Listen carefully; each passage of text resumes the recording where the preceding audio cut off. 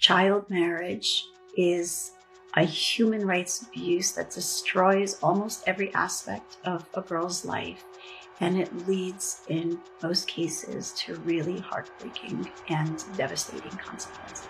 Elizabeth Ciders' 16 children are in foster care as she and her family face charges related to allegations of abuse and neglect. Was Elizabeth forced to get married? We're looking at forced marriages and the push to end child marriage in Ohio. I'm not voting on it. Is that okay? No! I'm Anjanette Levy, and this is Crime Fix. She was 15, pregnant, and her family drove her across a state line because Ohio wouldn't let her marry, but West Virginia would. That's not a headline from 1950. That's 2008. Elizabeth Ciders is now facing 16 counts of child endangering. Her husband, Gary Ciders Jr., her in-laws, Christina and Gary Ciders Sr., all four charged. All four have pleaded not guilty. Get out of it, finally. But back to Elizabeth and Gary Ciders. Gary was 18, as I mentioned, when they got married in West Virginia. Elizabeth was 15. They're both in the Southeast Ohio Regional Jail, charged with 16 counts of child endangering. Gary's parents, Christina Lynn Ciders and Gary Ciders Sr., face the same exact charges. They've all pleaded not guilty to all of the charges.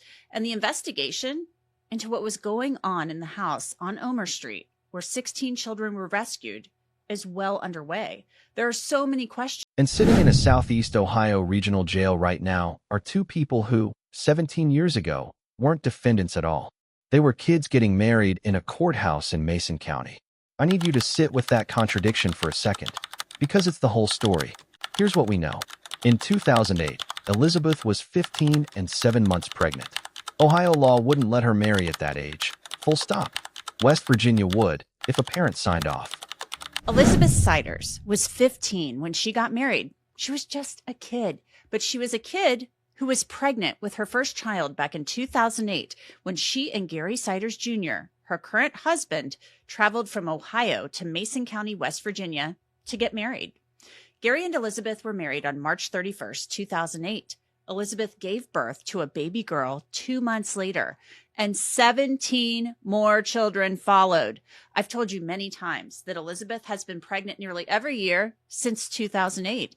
Gary and Elizabeth went to West Virginia to get married because legally, Elizabeth could not get married in Ohio at the age of 15. Gary was 18. It was illegal for her to get married in Ohio, but in West Virginia in 2008, Elizabeth could get married at 15. So the family crossed the county line, got the paperwork done, and 2 months later Elizabeth gave birth to a baby girl. 17 more children followed. One set of twins didn't survive. 16 kids were eventually removed from a house on Omar Street. Investigators say they were being hidden. Truancy complaints had been filed years earlier for 6 of the older children, and when officials tried to serve the family, they couldn't find them. The case was dismissed. Not solved. Dismissed. Yeah, it's so interesting that you bring that up about the agencies communicating with one another because, we've learned, all the children were born in hospitals. They have birth certificates. But what happened after that? That's the big question. Like they were born, taken home from the hospital. And then we had truancy complaints in Gallia County for 6 of the older children. And then they tried to serve the complaint. They couldn't. There's an intake photo from when Elizabeth was booked that shows a bruise on her arm. Nobody's explained where it came from. That single detail is doing a lot of work in this case, because it's the thing that turns a legal loophole story into a question about who exactly was in danger in that house, and for how long. Why were the children not sent to school? Why were they being hidden, as the county prosecutor has said? And why was Elizabeth marrying at 15 and then giving birth to children one after the other when she should have been in high school and going to prom? Was Elizabeth being abused? Elizabeth appears to have a bruise on her arm in the intake video. We don't know how she got that bruise. Was she a victim and didn't even know it? Her brother has said on Facebook that Elizabeth was indoctrinated into the Ciders family. But what exactly does that mean? And had West Virginia not allowed Elizabeth Ciders to marry at age 15, would this child endangering case be unfolding today? Back in 2023, West Virginia changed the state's... That's the part that should make you angry. Not because anyone's guilt has been proven in court. It hasn't, and the case is still moving through the system. with a judge recently approving competency evaluations for 3 of the 4 defendants, due back within 30 days.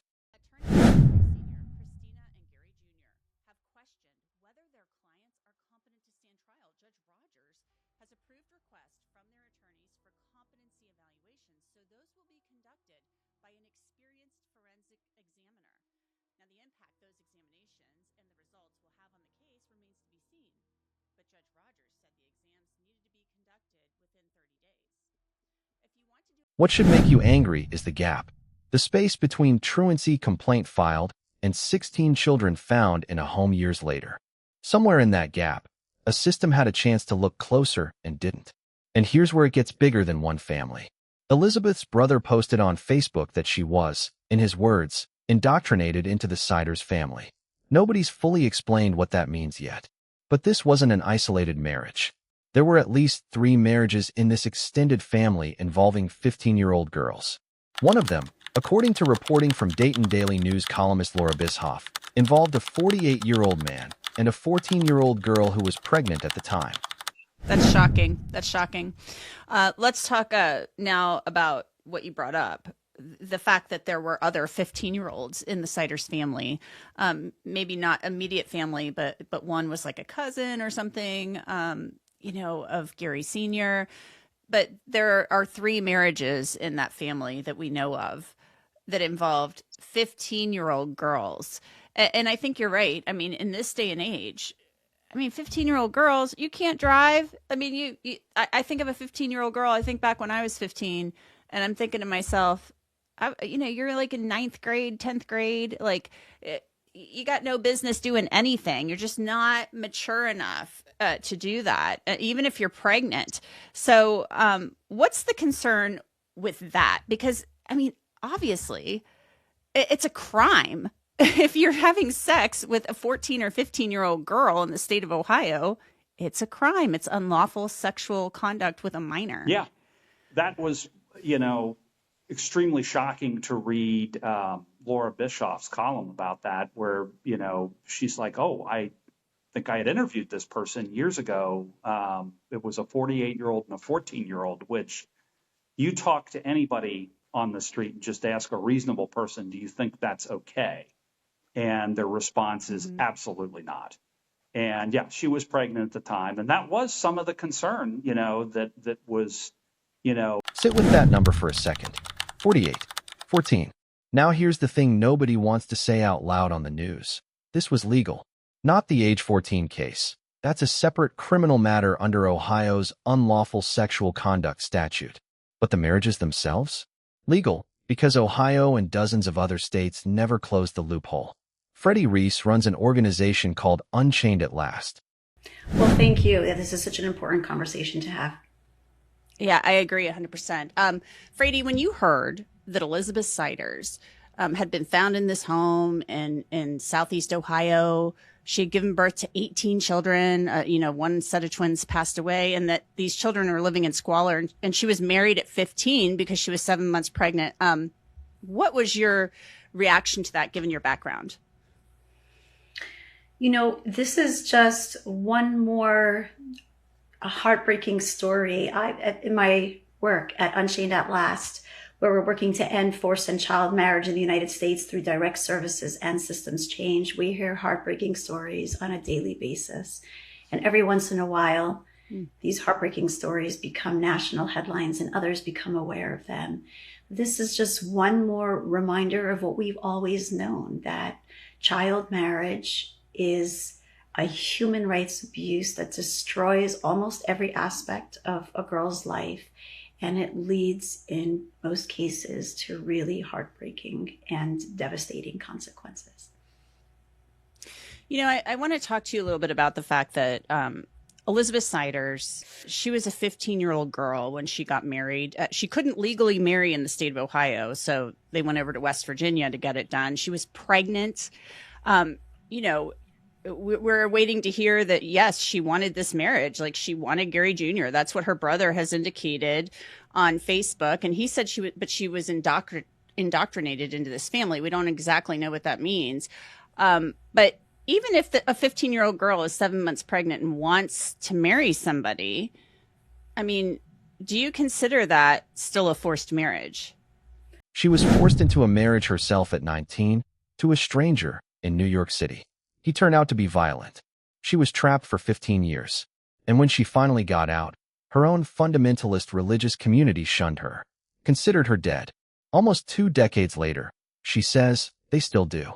She built Unchained at last out of that. First as direct services for people trying to escape marriages they never agreed to. And then, when teenagers started reaching out asking for the same help, she ran into a wall. Yeah, so I was forced in New York City to marry a stranger when I was 19, and he turned out to be violent, and I was trapped for 15 years in this abusive forced marriage. And when I finally managed to escape my family and community, I came from a very fundamentalist religious community. They retaliated by shunning me, and they consider me dead. It's been almost 20 years now. They still consider me dead. And so out of my traumatic experience, it took a long time for me to rebuild my life and move on. From my experience, I found it Unchained at last.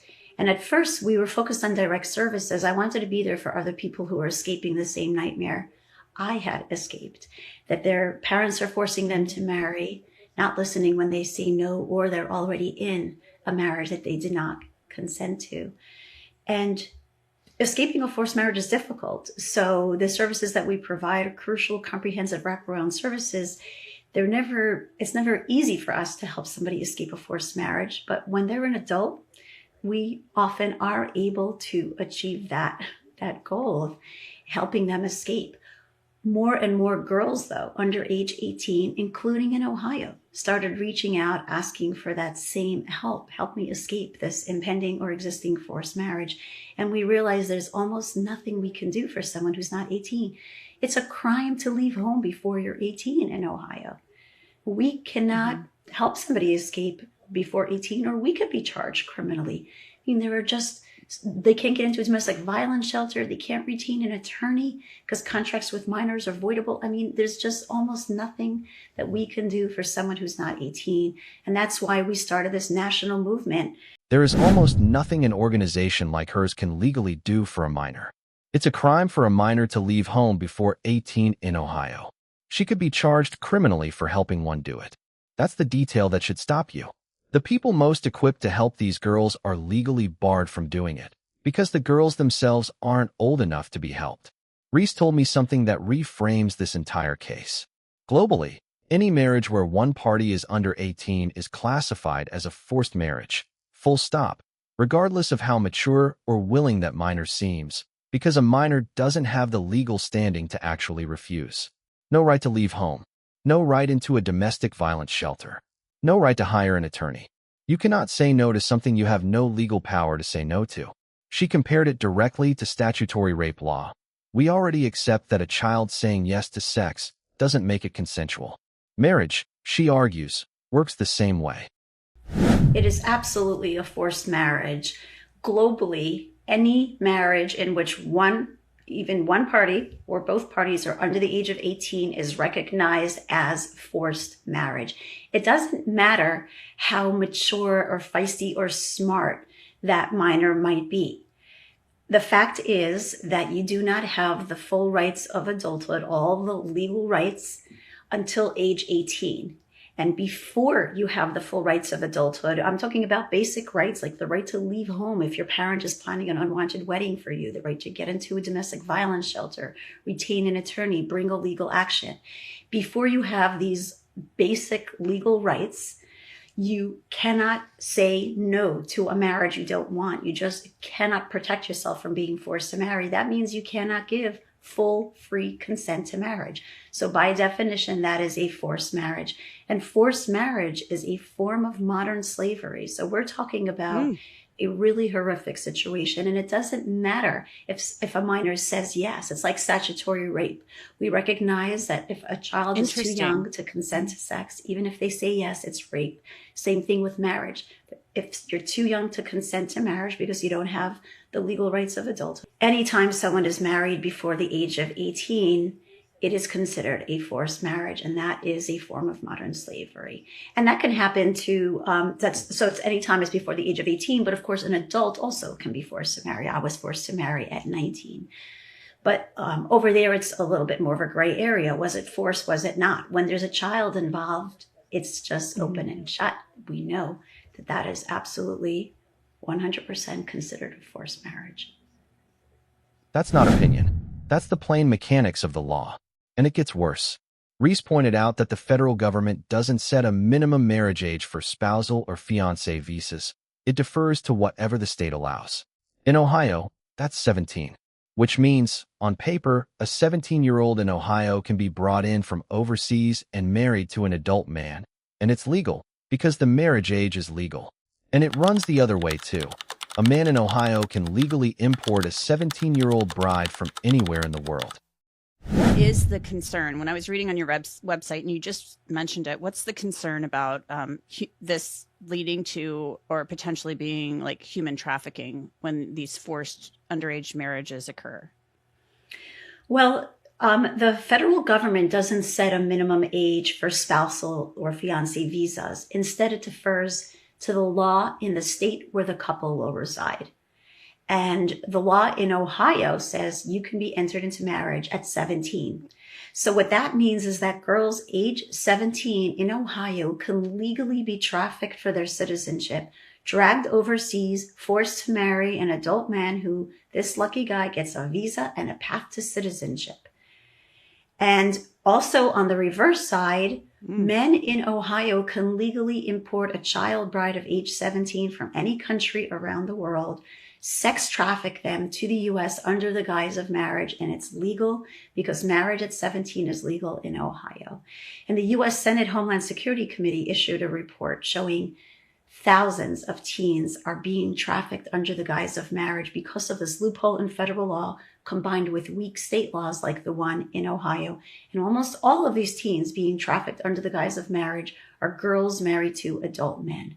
And the way that other states have addressed this really just horrific, unconscionable legal loophole is by making the marriage age 18, no exceptions, because then we cannot traffic minors under the guise of marriage from or to your state if your marriage age is 18.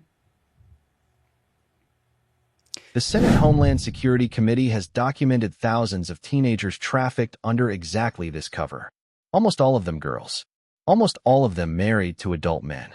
Reese's organization has already helped ban child marriage outright in 17 states, plus D.C. and 2 U.S. territories, since starting this fight back in 2015, when it was legal in all 50. 33 states still allow some form of it. Marriage. Prior to that, 16 and 17-year-olds could marry with parental consent, and anyone younger than 16 could marry if a judge approved. Now you have to be 18 to get married, but the law now allows in West Virginia for a person who is 16 or 17 to get permission from parents, or they have to petition the court and affirm they're entering into a marriage voluntarily. Unchained at Last says 33 states allow some form of child marriage, meaning teens under 18 can marry. The states that have banned child marriage are in purple on this map. Other states like Ohio and Orange have strong bills pending. The other states on the map allow some form of child marriage. Except creepy men who prey on high school girls. And it ends a human rights abuse. But legislators are refusing to... Ohio is one of them, sitting surrounded by neighbors that have already closed the loophole, which is exactly the position Reese warns turns a state into a destination. The place families cross into specifically because home won't let them do this. Blessing raised something else that's easy to miss in the outrage. All 16 children were born in hospitals. They have birth certificates. There's a paper trail. What breaks down is everything after that. No record of them showing up anywhere else. He floated the idea of using something as basic as cross-agency data flagging. You know, I have to ask you, when you heard that Elizabeth Ciders was a woman arrested for child endangering who had gone over to West Virginia, crossed one county over into the state of West Virginia in 2008 to marry at the age of 15 because she was pregnant, and then gives birth subsequently to, 18 children. I mean, what were your thoughts? Same as everybody else in Ohio, just shock that this could happen, that it could fly under the radar for so long. My immediate thought at the time, talking to the press, was how in the world could you have that many children and there be no record of them? There had to have been something, whether it was tax returns, records of live birth. They have to be enrolled in school. And interestingly enough, it wasn't on child marriage. It was, all right, we need to use something like AI to get our various agencies to, flag this sort of thing, these anomalies. So, for example, if they filed a tax return claiming dependents, there were records of live birth, and yet no record of children in Ohio, that's a red flag, and that should be taken to the If a appropriate. family is claiming dependents on a tax return and there are birth records, but no matching school enrollment anywhere in the state, that mismatch should trip a flag that lands in front of an actual person. It didn't happen here, and he pointed to a structural reason why. Child Protective Services in Ohio is funded locally, and the counties involved are in Appalachian Southeast Ohio, some of the poorest in the state, covering a multi-county district that was, by his account, almost certainly understaffed and stretched too thin to chase down a family that had moved and stopped responding. Right? Oh, yeah. And this is where, I'm kind of just speculating with this, but Child Protective Services is locally funded. And, we're talking about southern Ohio counties, which are Appalachian, they're poor. And it's not, beyond doubt that they, are very likely underfunded, understaffed. It's a multi-county district from my understanding. And you're right. Yep. I mean, they went to, serve the parents, couldn't find them. And, they have to move on to other things. I view it as an agency that was stretched too thin. And, from my perspective, this is where the state needs to step in and help them out. Again, with the agencies talking, they can flag these things for these folks and say, hey, look, there's something really going on down here. We're putting this out there for you, but we can also help. We can also come down there. And we can also help with, the state's economy of scale, frankly, which should be used. That's not an excuse. It's a mechanism. And mechanisms are exactly the kind of thing a law can actually fix, unlike the harder question of what was happening behind closed doors.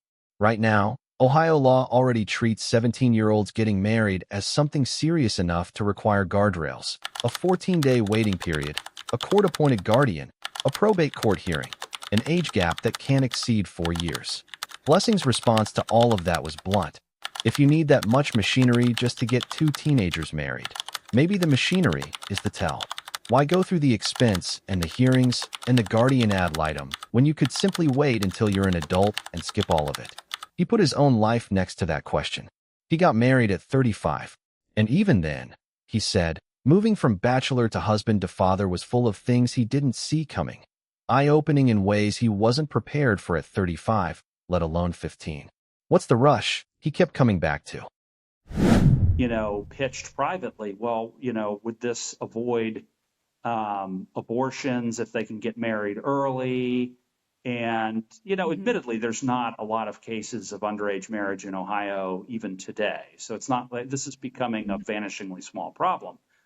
But oddly enough, in California, I had heard that this was the opposite, that it was the ACLU and Planned Parenthood saying that, no, this is to keep unwanted pregnancies, where I'm like, I don't know how to, make heads or tails of this situation nationwide. But you're right. It's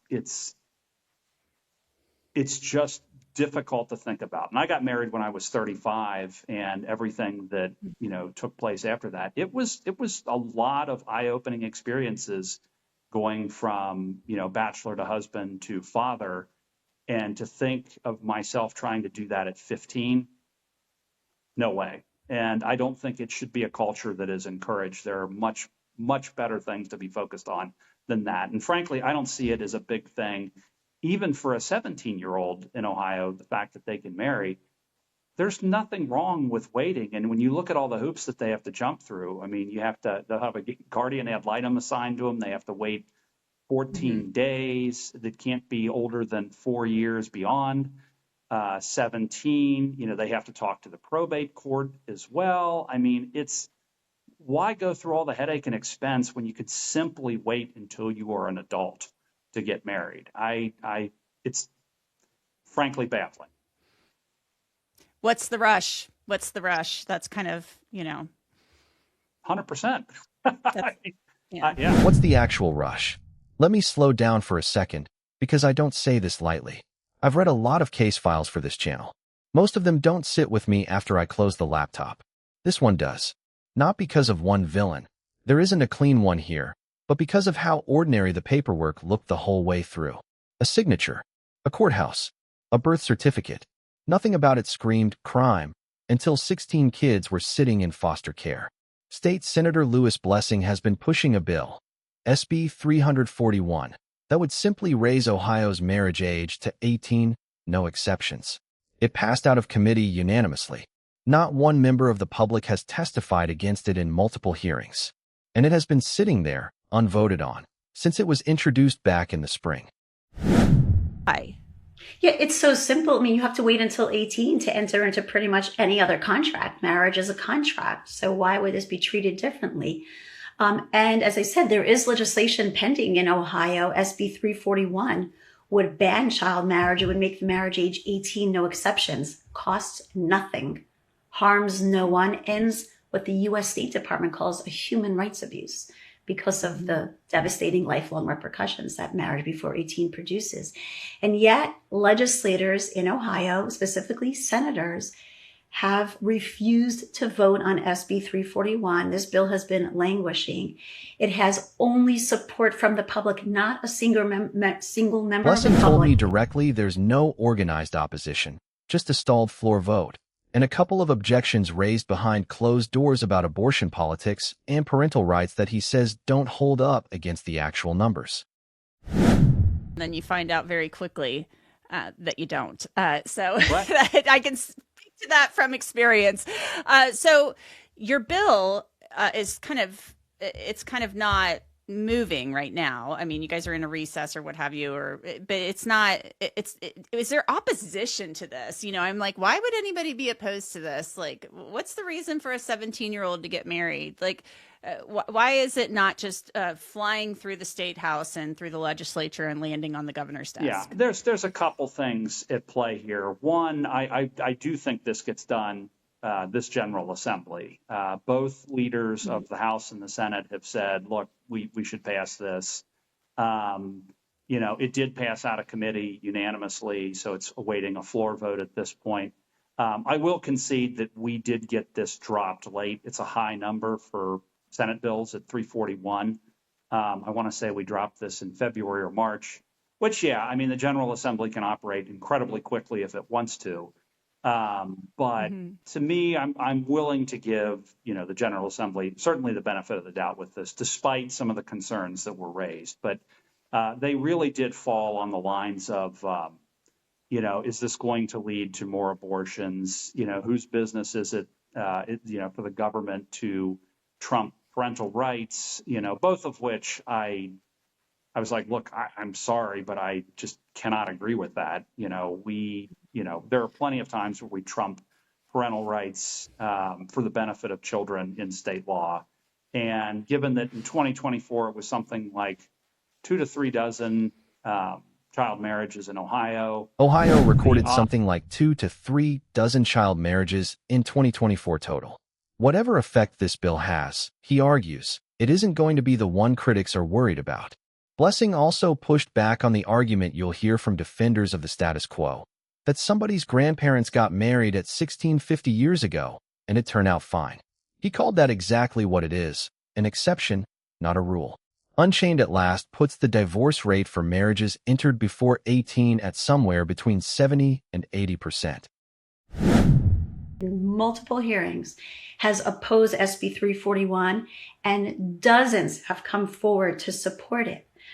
And what we're seeing is a complete lack of understanding of the issue, legislators saying really ridiculous things, romanticizing this human rights abuse, turning it into, young love. Let's say they want to marry. And in the case of one senator, well, I was married before 18, or my parents were married before 18, and that turned out fine. It doesn't matter that one or two people turned out fine. What we know is that marriage before 18 is a human rights abuse that destroys girls' lives, almost every aspect, their health, their education, economic opportunities, physical safety, sexual and reproductive rights. It creates this nightmarish legal trap for them because we're entering them into this contract when they don't have the rights of adulthood, the rights that they need to navigate such an important contract. And we know that 70 to 80% of these end up in divorce. So it's there's no benefit that marriage before 18 brings. Even if you know someone that it turned out fine, they were in the 20 to 30% where somehow they managed to escape these devastating lifelong repercussions, that doesn't mean that girls in Ohio should be up for sale, that we should allow the trafficking of minors under the guise of marriage, which is what the current laws allow, that we should allow this human rights abuse to continue just because you know someone that didn't end up, homeless and on the streets and totally abused. What about all the ones that did? What about the fact that girls matter? What about the fact that all the states around us are doing this? Why are we ignoring that? Why won't legislators stand up for girls? And he pointed to Oklahoma as a warning about what happens when momentum stalls. A similar ban passed the state Senate unanimously, then barely survived the House by a single vote. There's a detail in here that surprised even Blessing. California, a state that markets itself as progressive on nearly everything, still has no minimum marriage age in state law at all. This. Yeah, and I'm sure you like me have heard other folks say, well, I know so and so got married at 16, 50 years ago, and they're still happily married, and it's like, okay, that's an exception that does not prove the rule. There are very big problems with somebody getting married at 15, and yeah, it's true that Ohio. This was done in West Virginia. This isn't something that could have easily been caught in Ohio. And frankly, if this had been attempted today, it would have been illegal. But still, when you get married at that age, you can't smoke, you can't drink, you can't rent a car, you can't vote, you can't do a whole host of things. But when you get married, you're legally emancipated from your parents. I mean, nationwide, there's some exceptions and rules to that. But your parents aren't there to protect you the same way that they once were. And I just, from my perspective, people that age, I have to imagine, are very impressionable. And, there's something deeply unsettling about this particular, situation, because it wasn't, just, this one woman getting married at 15, or I should say girl getting married at 15. There were other members of that family that were getting married underage. And it's not good. They should be focused on other things like school, athletics, friends, networks, and things like that. And I just don't see it as a good thing at all. And frankly, that's one of the reasons why I signed on to Senate Bill 341, which happened, way before this whole issue came to the forefront, is that, no, this needs to be stamped out. This really needs to become a relic of a bygone era. And frankly, if Ohio can stamp it out, and I've got all the confidence in the world that we can stomp this out in the rest of the country, where frankly, there are states that you might be shocked, like California, which, prides itself on being progressive, but they have no age floor in law. They do have some things saying, well, you have to have parental consent, so on and so forth, but no age minimum. California in 2026, this needs to change. Some parental consent requirements, but no floor. In 2026. So here's where I land. This isn't really a story about one house in Southeast Ohio. It's a story about a loophole that's been sitting open in plain sight for decades, in a law nobody thought to close until a case like this forced people to look at it. The Ciders family will have their day in court, and what happened inside that house is still, legally, an open question. But the loophole that let a 15-year-old become legally invisible to the state of Ohio, that's not in question. That's just the law, as written, right now. A bill that costs nothing, harms no one by its own supporters' account, and has unanimous committee support has been sitting on a desk for months. So I'll ask you what I'd ask anyone who just watched this. If a fix exists, has that kind of support, and is still sitting unvoted, what exactly is everyone waiting for? Tell me in the comments. I read all of them.